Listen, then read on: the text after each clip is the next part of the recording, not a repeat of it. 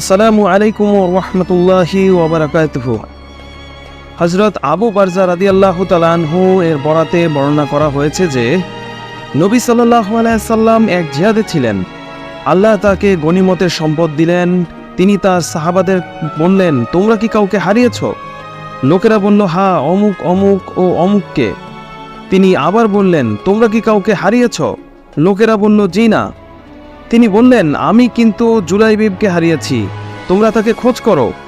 তখন নিহতদের মধ্যে তার খোঁজ করা হলো। তারা 7টা লাশের পাশে তাকে পেলেন। তিনি ওই 7 জনকে হত্যা করেছিলেন। এরপর শত্রুরা তাকে হত্যা করে। নবী সাল্লাল্লাহু আলাইহি সাল্লাম তখন তার কাছে এলেন, ওখানে দাঁড়িয়ে বললেন, সে 7 জনকে হত্যা করেছে। এরপর শত্রুরা তাকে হত্যা করে।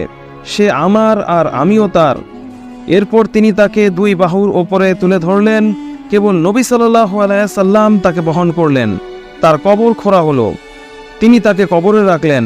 বর্ণনাকারী তার গোসলের উল্লেখ করেননি। সহিহ মুসলিম শরীফ, হাদিস নং 6134।